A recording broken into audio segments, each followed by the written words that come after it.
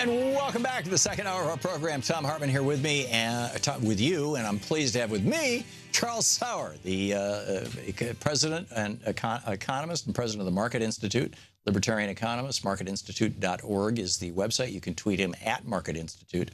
First of all, Charles, welcome back and Happy New Year. Happy New Year to you. Thanks for having me back. Thanks. Great to have you with us.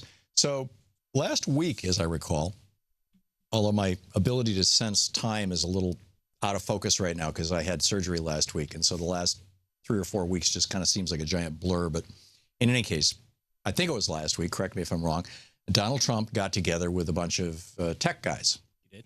And the way that this was played in the press was Donald Trump gets together with a bunch of tech guys. Hey, why is Mr. Cook there from Apple? Why is so-and-so, all these billionaires who are I'm not sure if Tim Cook is a billionaire himself, but he certainly represents a huge company. And the story that wasn't reported in the news so much was that the guys in that room represented somewhere between, nobody's really sure the exact amount, but somewhere between 500 billion and $1 trillion that is sitting right now in offshore bank accounts that is profit earned in the United States that should be taxed here in the United States, but they're keeping it offshore and they're not going to tax it. And Donald Trump on his website, when he was running for president, said that he will, quote, "I promise to provide a deemed repatriation of corporate profits held offshore at a one-time tax rate of 10%. Yep. And now this is what George W. Bush did in 2004, and $2.6 trillion. He said, okay, all you tax cheats out there, bring your money back to the United States and only pay a 5% tax on it, and you can have your money. I know we're just setting it up, but this is the first time I've been in full agreement with you even to this point. So, okay. All right. All right. Well, these are just facts. Yeah. I mean, and so Congress did, as they were required to do by the law in 2004, an evaluation, a year or two later of what happened. What was the result of that tax repatriation? And what they said was, let me just get the actual, this is the Senate Permanent Subcommittee on Investigations. This is not a partisan group, right? Arguably anything coming out of the Senate is partisan, but they released this report in 2011. Yep. So this is a 6-year later look on the effects of this 2004 repatriation plan. And they discovered that, quote, despite costing the government $3.3 billion in estimated lost revenue over a decade, the 15 companies that most profited from it actually cut almost 21,000 jobs between 2004 and 2007. The reason, of course, is really simple. When that money came back into the United States, these companies said, what are we going to use this money for? Hey, let's buy other companies. Let's do mergers and acquisitions. Let's get bigger. And so they use that money to buy other companies. If my company buys your company, we both don't need a bookkeeper. So we fire one of our bookkeepers. If my company buys if your company buys my company, we both don't need salespeople. We fire one of the salespeople. That's one way to tell it. There was also a huge recession in the middle of there. They might have cut more jobs. It's not inconceivable. The recession, though, 2004 to 2007, my recollection of it is that was a boom time. That was leading 2011, right? No, 2007. No, 2004 to 2007 was the period of time. Corrected. Was the period of time that the Senate Permanent Subcommittee investigated. Yeah, right. And they said 21,000 jobs vanished during that 3-year period, 2004 to 2007, and the vast majority of them were from the 15 largest companies that brought back this money. So, Trump is advertising the fact that he's going to do what Bush did and suck up to these companies. And in fact, somebody said, okay, so what are you guys going to do? Mark Anthony Horian, the co-head of mergers and acquisitions at the UBS, the Swiss bank UBS, said to the New York Times on Monday, quote, merger bankers are sharpening their pencils for the kinds of deals those large companies can look at. I think M&A will be fairly high on the list. In other words, they're going to do the exact same thing that they did with Bush's 2004, tax holiday. So what are your thoughts on this? So I guess there's several layers to the thought process on this. I mean, it's a really dense issue, right?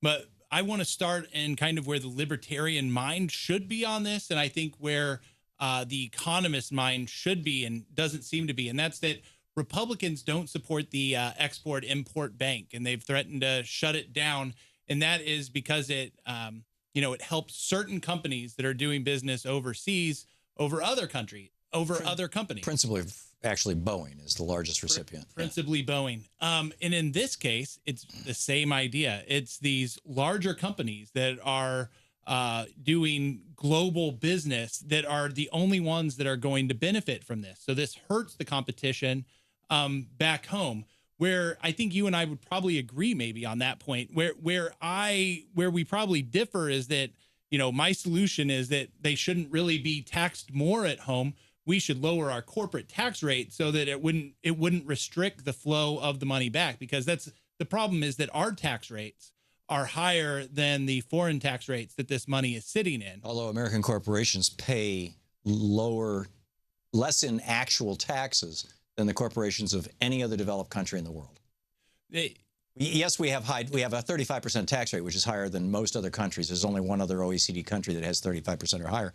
But we have so many, so there's so much Swiss cheese, there's so many holes in our tax code that nobody's paying that. So, the other thing that Trump is proposing is cutting the corporate tax rate to 15% and closing the loopholes. So, why does he have to say, A, we're going to cut the corporate tax rate to 15%, close the loopholes. B, for you guys who've been tax cheats since 2005, you saw, what George Bush did. Cheats, right? That's a straight business. If you're going to lose money by bringing it home, that's not cheating. That's just playing by the rules. Okay, if you guys are going to be tax manipulators since 2005, and you've been expecting that, you've just been waiting for a Republican president to come along and say, sure, we'll let you bring that money back, and we'll let you fire tens of thousands of people and, basically screw the economy. And I agree with you. Screw your small competitors, or acquire them, actually, is probably what they're going to do. Wouldn't it be saner simply to say, okay, we're going to cut the corporate tax rate, and you're going to have to bring the money back at that tax rate, or we're going to begin prosecuting you? I don't think so. I think telling a business what they're going to do at gunpoint is not the way to promote more growth in the economy. Plus, if we look at the numbers, if we look at the numbers of the people they fired, or the jobs that were lost in these large companies, I don't know if that's actually the case. If we look at the numbers correctly, they're acquiring businesses. A lot of those small businesses would have gone out of business. So again, there's a possible net win from them acquiring, from Facebook acquiring Oculus, or Charles, Google acquiring. There is very little debate or dispute that the M&A craziness that Reagan kicked off in '83 when he stopped enforcing the Sherman Antitrust Act has led to job losses, not job gains. I mean, these giant companies. I mean, what company needs 3 accounting departments? Well, I mean, you're setting up your statistics there. The small businesses, the Kauffman Foundation has a number that I think it was between the 1990s and the early 2005-ish time, 100% of net new jobs were created by small businesses. And in the large corporations, there was actually losses. What's your definition of a small business? I mean, Koch Industries is privately held. I'm not sure if it's sub-S, but I think it might be. Trump Industries is sub-S. He's got 700 entities, but all of them show up on his own personal income taxes. I think that their definition at that time was actually younger than 5 years old, or they set up a definition for that study. But it was 100% of net new jobs came from, I believe it was startups. I said small businesses earlier, but I think it was startups. And so what we would see is kind of the definition of net new jobs, isn't it? No, Isn't it like saying 100% of people with pneumonia are walking around with a disease in their lungs? I think it is, except for when we see the left talking about jobs, they want to protect the good jobs at GM or the good jobs at these large corporations, who their job is actually to cut jobs, because that's the way that they're going to create efficiency once they've reached. I think that's my point. Is that Donald Trump is that these guys showed up to suck up to Trump, which is the way that you get what you want from him. Correct. And everybody's met with Trump. Kanye West has met with Trump. A couple of fighters and athletes have met with Trump. But it's really obvious that because of his narcissistic personality disorder, he's going to always go with the people who flatter him the most, and he's always going to go after the people who don't. Like the intelligence community right now is not flattering him. He's very unhappy with them. So if Tim Cook and his buddies who have stashed hundreds of billions of U.S. dollars earned in the United States, profits made through sales in the United States that should have been taxed in the United States, are going to try to manipulate this game, I'm surprised you're not outraged by that. I am outraged that the Republicans haven't stood up against it. Most of my Republican friends, most of my even libertarian and economist friends are calling for a worldwide tax system, which basically allows the repatriation. And in the same sentence, they will knock on the Exim Bank. I'm outraged about that. Seeing a business go in their own personal self-interest and lobby Trump for something, especially in industry, the whole Silicon Valley, all of their money went towards Hillary Clinton. So they have a lot of sucking up to do. Like, this is just the first table we've seen. They're going to be up here, and we're going to see more people sucking up to Trump from Silicon Valley over the next couple of months. Yeah, I agree with you on that, and that it's probably not a good thing. But the details of it, I don't know. This tax holiday thing, I just see all these gifts for billionaires coming.